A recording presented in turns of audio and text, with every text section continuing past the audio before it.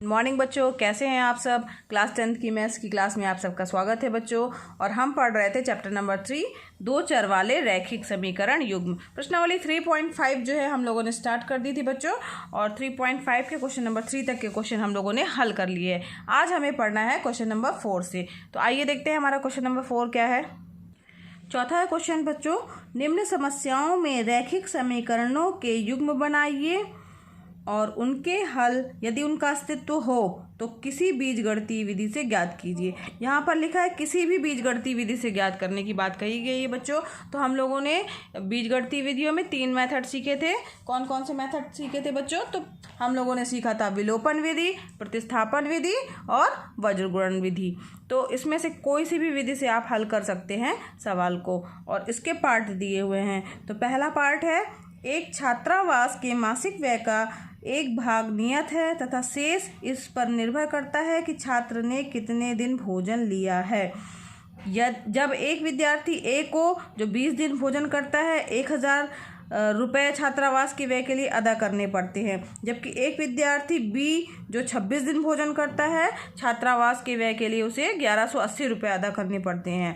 नियत व्यय और प्रतिदिन के भोजन का मूल्य ज्ञात कीजिए। हमें क्या ज्ञात करना बच्चों? नियत व्यय और प्रतिदिन के भोजन का मूल्य ज्ञात करना है।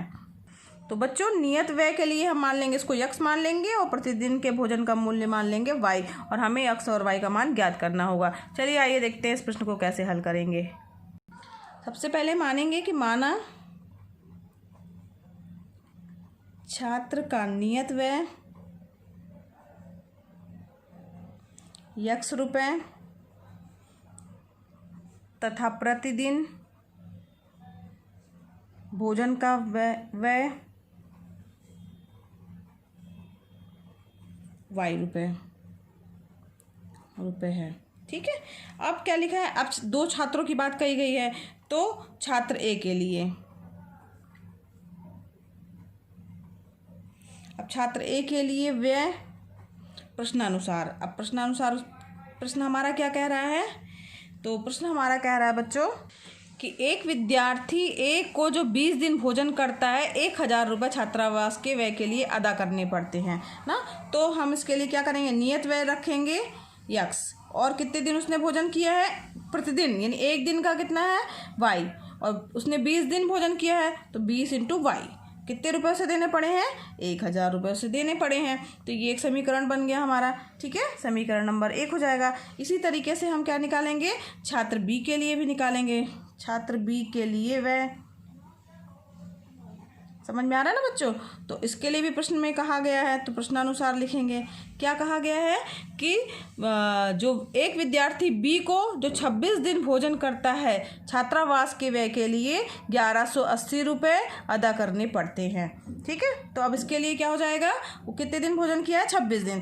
तो नियत व्यय हमारा x हो जाएगा, और 26 दिन किया है तो 26 दिन, और इंटू y यानी ये जो है प्रतिदिन का भोजन, और उसे देने कितने पड़े हैं?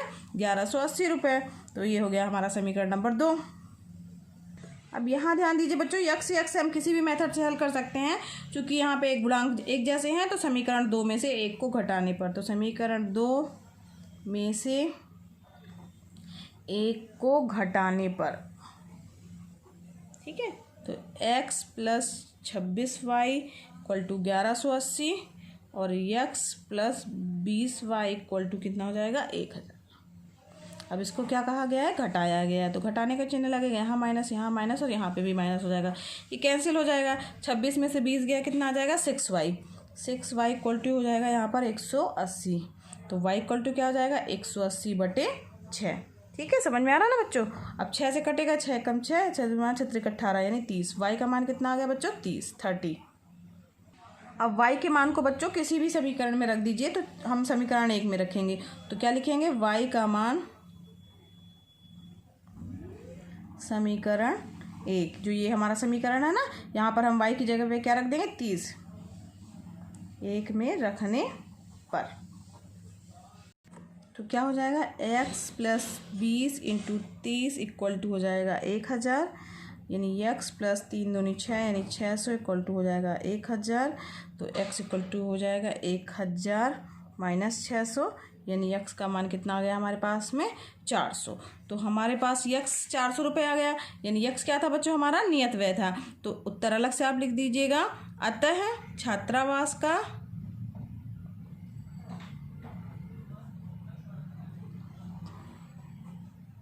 नियत व्यय 400 रुपये व प्रतिदिन भोजन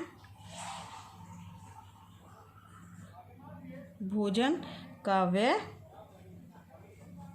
30 रुपये है।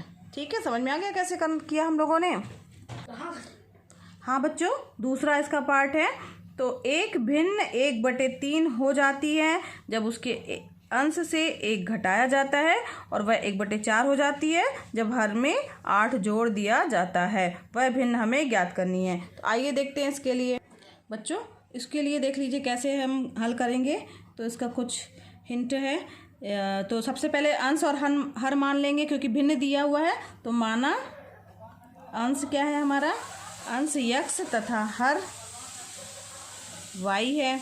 तो भिन्न हमारी क्या हो जाएगी, यक्स अपान वाई हो जाएगी। ठीक है, अब प्रश्न हमारा क्या कह रहा है कि एक भिन्न 1/3 हो जाती है जब उसके अंश से 1 घटाया जाता है।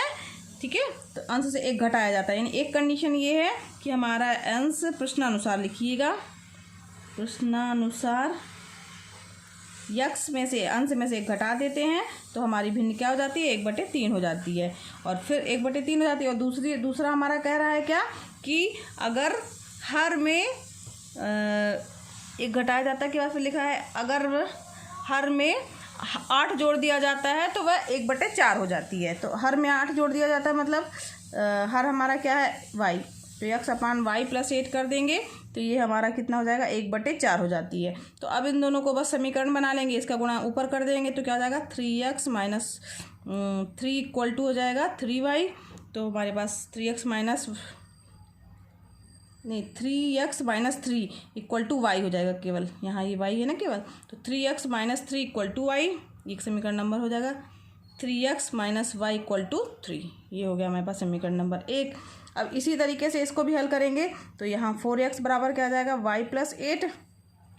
तो हो 4x minus y equal to 8, ये हो गया समीकरण नंबर 2। अब इन समीकरण को आप हल कर लीजिएगा। तो समीकरण को हल आप चूँकि y एक जैसे हैं तो इसको घटा दीजिएगा, तो इस तरीके से x और y का मान प्राप्त हो जाएगा और आपकी भिन्न प्राप्त हो जाएगी। ठीक है बच्चों, तो इसके आगे का जो पार्ट है वो आपका होमवर्क है, आप कर लीजिएगा, बहुत ही आसान है। आइए बढ़ते हैं क्वेश्चन नंबर 3 की ओर। इसका बच्चों थर्ड पार्ट है। यश ने एक टेस्ट में 40 अंक अर्जित किए जब उसे प्रत्येक सही उत्तर पर 3 अंक मिले तथा अशुद्ध उत्तर पर 1 अंक की कटौती की गई। यानी 40 अंक उसको मिले कुल मिला के, और सही उत्तर पर 3 अंक और गलत उत्तर पर 1 अंक की कटौती की गई। यदि उसे सही उत्तर पर 4 अंक मिलते तथा अशुद्ध उत्तर पर 2 अंक कटते तो यश जो है वो 50 अंक अर्जित करता। तो टेस्ट में कितने प्रश्न थे, ये हमें ज्ञात करना है। तो बच्चों इसको हल करने के लिए क्या करेंगे कि हम मान लेंगे कि सही प्रश्न क्या है, यक्स, और गलत प्रश्नों की संख्या क्या है, वाई। तो माना सही प्रश्नों की संख्या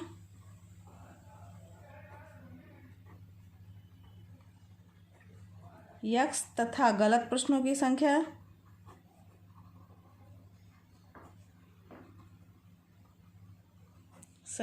वाई है। ठीक है, तब क्या हो जाएगा, अब सही और गलत प्रश्नों की संख्या मतलब तब कुल मिला के यक्स प्लस वाई बराबर क्या हो गया, कुल पूरे प्रश्न हमारे हो गए, कुल प्रश्न। ठीक है, अब प्रश्न क्या कह रहा है हमारा, प्रश्नानुसार लिखेंगे। प्रश्न हमारा कह रहा है कि 40 अंक अर्जित किए जब उसे प्रत्येक सही उत्तर पर 3 अंक मिले तथा गलत उत्तर पर 1 अंक की कटौती की गई। ठीक है, तो बच्चों सही प्रश्न पर कितने अंक मिल रहे हैं, तो सही प्रश्न पर 3 अंक मिलते हैं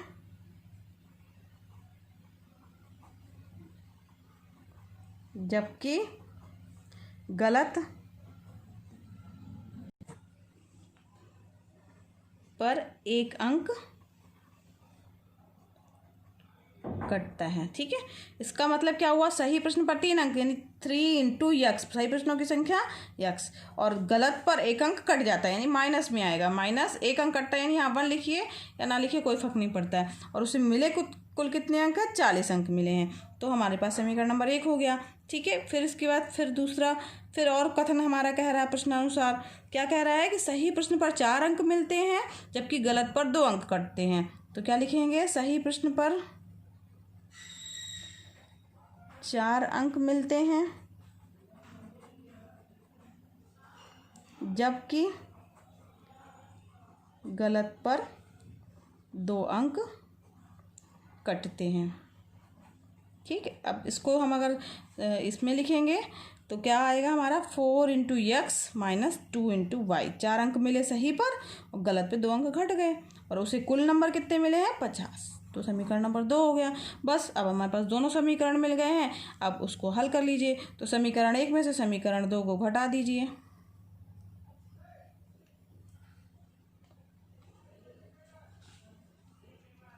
समीकरण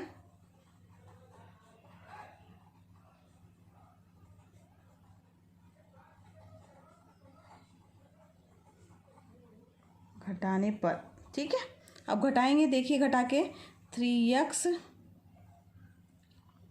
माइनस वाई इक्वल टू 40 है, और यहाँ पर क्या आ गया 4x माइनस 2y। अच्छा हाँ बच्चों, यहाँ ध्यान दीजिए, यहाँ पे 4x माइनस 2y है। ठीक, तो यहाँ पर इसमें से 2 कॉमन भी आ जाएगा, यहाँ पर 2 कॉमन ले लेंगे तो हमारे पास क्या आ जाएगा 2x minus y equal to 25। इसको समीकरण नंबर 2 दीजिएगा। ठीक है, यहाँ पर 2 कॉमन ले लेंगे तो 2 सब में से हट जाएगा बच्चों, 2x minus y equal to 25। तो यहाँ पर क्या आ जाएगा हमारा 2x minus y equal to 25। ठीक, अब हम लोग घटाएंगे, अगर मान लीजिए 4 ही लेके चलते हैं तो यहाँ पर हमें 2 का मल्टीप्लाई करना पड़ेगा तब घटाएंगे। तो हमने इसमें से 2 कॉमन लेके हटा दिया है। अब हम इसको घटाइए तो यहाँ पर 3x में से 2x गया, कितना बचा x, और ये तो घटा रहे हैं, यहाँ घटाने का, यहाँ माइनस है तो प्लस हो जाएगा, यहाँ माइनस हो जाएगा, ये आपस में कैंसिल हो जाएगा। x बराबर 40 में से 25 गया तो कितना आ गया 15। तो x का मान हमारे पास प्राप्त हो गया 15। अब x का मान समीकरण 1 में रखने पर, समीकरण 1 में x का मान रखने पर, अब समीकरण 1 में मान रख दीजिए। एक क्या है 3x minus y equal to 40, तो 3 into 15 minus y equal to 40, समझ में आ रहा, 15 दूनी 30, 15 × 3 = 45। ठीक है, माइनस वाई इक्वल टू 40, तो y इक्वल टू क्या आ जाएगा बच्चों, y इक्वल टू आ जाएगा, y को इस तरफ ले गए 40 को इस तरफ ले आएंगे तो 45 माइनस 40 यानी कितना आ गया 5। तो y इक्वल टू आ गया हमारे पास में 5। तो y का मान भी प्राप्त हो गया और यहाँ से हमें x का मान प्राप्त ही हुआ था। तो आप उत्तर अलग से लिखिएगा बच्चों। अतः टेस्ट में प्रश्नों की कुल संख्या क्या थी हमारी, x plus y equal to कितनी हो जाएगी, x का मान हमारे पास में क्या प्राप्त हुआ 15 प्राप्त हुआ है, और y का मान 5 इक्वल टू 20। तो टोटल हमारे पास कितने प्रश्न हैं, 20 प्रश्न हैं, कुल संख्या 20 होगी। ठीक है, ये हमारा उत्तर हो गया। समझ में भी आया ना बच्चों आपको। चलिए बढ़ते हैं आगे। चौथा है इसका, एक राजमार्ग पर 2 स्थान A और B 100 किलोमीटर की दूरी पर हैं। ठीक है, 2 हमारे पास में स्थान दिए रहेंगे, पॉइंट दिए हैं, और जिनके बीच की दूरी 100 किलोमीटर है। एक कार A से तथा दूसरी कार B से एक ही समय चलना आरंभ करती है। एक कार A से तथा दूसरी कार B से एक ही टाइम पे जो है चलना आरंभ करती हैं। यदि ये कारें भिन्न भिन्न चालों से एक ही दिशा में चलती हैं, यानी चल रही हैं एक ही तरफ, ठीक, तो वे 5 घंटे पश्चात मिलती हैं। यदि वे विपरीत दिशा में चलती हैं तो वो 1 घंटे के पश्चात मिलती हैं। दोनों कारों की चाल ज्ञात कीजिए कि वे कितने चाल से चल रही हैं। ठीक है, आइए देखते हैं कैसे हल करेंगे इसे। सबसे पहले मान लेंगे बच्चों कि A से चलने वाली कार की चाल U किलोमीटर प्रति घंटा, और B से चलने वाली B जो स्थान है वहाँ से चलने वाली कार की चाल जो है V किलोमीटर प्रति घंटा है। तो माना स्थान A से चलने वाली कार की चाल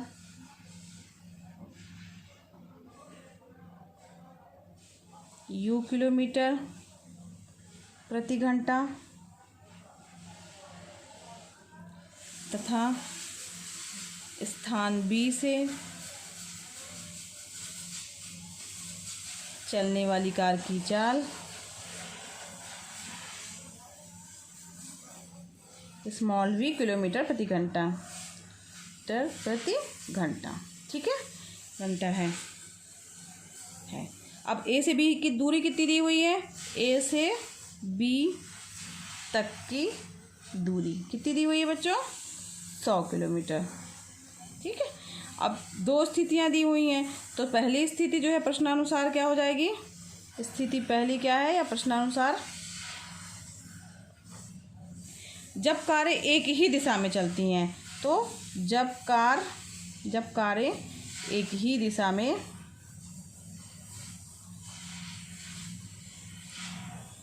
चलती हैं। ठीक है, प्रश्न कह रहा है बच्चों कि यदि कारें भिन्न भिन्न चालों से एक ही दिशा में चलती हैं तो वे 5 घंटे पश्चात मिलती हैं। ठीक है, और विपरीत दिशा में चलती हैं तो 1 घंटे पश्चात मिलती हैं। तो जब एक ही दिशा में चल रही हैं तब क्या होगा?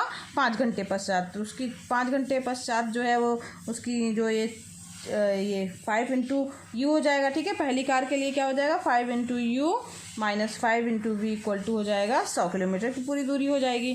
ठीक है, समझ में आया? या इसको 5 कॉमन हो जाएगा तो क्या हो जाएगा? 5 कॉमन ले लेंगे, u minus v equal to हो जाएगा 100। तो u minus v equal to क्या आ जाएगा? 100/5, 5 एकम 5, 5 दूनी 10, यानी u minus v equal to आ जाएगा 20। ठीक, तो हमारे पास समीकरण नंबर ये 1 हो गया। फिर क्या स्थिति हो रही है कि जब कारें विपरीत दिशा में चलती हैं तब क्या हो जाएगा?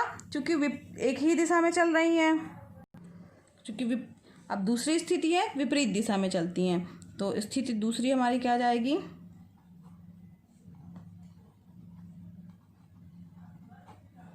जब कारें विपरीत दिशा में चलती हैं। ठीक है, तब क्या हो जाएगी स्थिति? u 1 घंटे बाद मिलती है, यानी u plus v equal to हो जाएगा 100। ठीक है, क्योंकि विपरीत दिशा में चल रही है, यानी एक इधर से चल रही है एक इधर से चल रही है, तब विपरीत दिशा में अगर चल रही है तब वो उनकी दोनों की जो है चाल है वो जुड़ जाएगी और तब ये यहाँ पे 100 किलोमीटर की दूरी यहाँ पर तब प्राप्त होगी हमें। ठीक है, तो यानी u plus v equal to 100, ये हो गया हमारा समीकरण नंबर 2। अब 1 और 2 समीकरण को जो है वो आपको हल करना है, तो इसमें से आप क्या कीजिए? घटा दीजिए। 1 में से 2 को घटाने पर तो क्या आ जाएगा? u minus v equal to 20 है और u plus v equal to है 100, घट जाएगा। माइनस माइनस ये कैंसिल हो जाएगा, -2 वी इक्वल टू हो जाएगा -80, तो v इक्वल टू हो जाएगा 40। माइनस माइनस कट जाएगा, 2 एकम 2 और 40 हो जाएगा। तो v का मान 40 आ गया। एक समीकरण 1 में मान रखिए। समीकरण 1 में मान रखने पर रख दीजिए तो क्या आ जाएगा? v का मान 40 आया तो u बराबर आ जाएगा -40 इक्वल टू 20, तो u बराबर आ जाएगा 40 प्लस 20 यानी 60। u का मान आ गया हमारे पास में 60। u और v हमें ज्ञात करना था बच्चों, तो u और v हमें पता चल गया। यानी पहली कार की चाल जो है कितनी होगी? 60 किलोमीटर प्रति घंटा हो जाएगी और दूसरी कार की चाल जो है वो 40 किलोमीटर प्रति घंटा हो जाएगी। ठीक है, तो अब आइए बढ़ते हैं क्वेश्चन नंबर 5 की ओर। एक आयत का क्षेत्रफल 9 वर्ग इकाई कम हो जाता है यदि उसकी लंबाई 5 इकाई कम कर दी जाती है और चौड़ाई 3 इकाई बढ़ा दी जाती है। ठीक है, यदि हम लंबाई को 3 इकाई और चौड़ाई को 2 इकाई बढ़ा दें तो क्षेत्रफल 67 वर्ग इकाई बढ़ जाता है। आयत की विमाएं ज्ञात कीजिए। तो आयत का क्षेत्रफल बच्चों आपको पता होना चाहिए कि क्या होता है। तो आयत का क्षेत्रफल बराबर लंबाई गुणे चौड़ाई होगा। और एक बार लंबाई आप इसके लिए हिंट कर दे रहे हैं, एक बार लंबाई आप मानिए x। ठीक है, तो माना लंबाई x मात्रक है और चौड़ाई y मात्रक है, तो क्षेत्रफल क्या हो जाएगा? x इंटू वाई हो जाएगा। फिर प्रश्न जो कह रहा है उसमें 2 कंडीशन बनी है। लंबाई जो है 5 इकाई कम कर दी जाती है और चौड़ाई 3 इकाई बढ़ा दी जाती है। आइए थोड़ा सा हिंट देख लेते कैसे करेंगे इनको। बच्चों लंबाई मान ली x, चौड़ाई y मान ली, तो क्षेत्रफल हो जाएगा x y वर्ग मात्रक। ठीक है, ये हो गया वर्ग मात्रक क्षेत्रफल। अब पहली बार क्या कह रहा है कंडीशन कि लंबाई 5 इकाई कम, लंबाई 5 इकाई कम यानी x-5 हो गया, ठीक है। और चौड़ाई को क्या कर दिया जाता है, 3 इकाई बढ़ा दिया जाता है यानी y+3। तो उसका जो क्षेत्रफल है वो 9 वर्ग इकाई कम हो जाता है। तो क्षेत्रफल हमारा क्या था, xy था, और 9 वर्ग इकाई कम हो जाता है। तो इस तरीके से हमारे पास में एक कंडीशन ये बन जाएगी। इसको हल करिएगा तो इससे एक समीकरण प्राप्त होगा। अब दूसरा कंडीशन हमारी क्या प्राप्त हो रही है कि अगर यदि लंबाई को 3 इकाई बढ़ा दिया जाता है यानी x+3 और चौड़ाई को क्या कर दिया जाता है 2 इकाई कम यानी y-2, ठीक। तो क्षेत्रफल क्या होता है 67, क्षेत्रफल हमारा क्या था xy है और 67 जो है वो इकाई बढ़ जाता है यानी +67 हो जाएगा, ठीक है। समझ में आ रहा है। तो इस तरीके से इससे एक समीकरण प्राप्त होगा, इससे एक समीकरण प्राप्त हो जाएगा और उन दोनों समीकरण को आप हल कर लेंगे और xy का मान प्राप्त हो जाएगा बच्चों। तो ये आगे तक का हल करने का ये क्वेश्चन नंबर 5 जो है हिंट कर दिया है मैंने। ये आप लोग होमवर्क है आपका, ये आप लोगों को स्वयं हल करना है बच्चों। तो बच्चों आज के लिए बस इतना ही। आज ये प्रश्नावली 3.5 यहीं पर आज समाप्त होती है। कल हम आगे बढ़ेंगे और 3.6 प्रश्नावली की ओर। तो आज के लिए इतना ही बच्चों। आपको मेरा वीडियो पसंद आया हो बच्चों तो इसे लाइक कीजिए, दूसरे बच्चों को शेयर भी कीजिए, और अगर आपने अभी तक इसको सब्सक्राइब नहीं किया बच्चों तो सब्सक्राइब भी कर दीजिए। धन्यवाद बच्चों।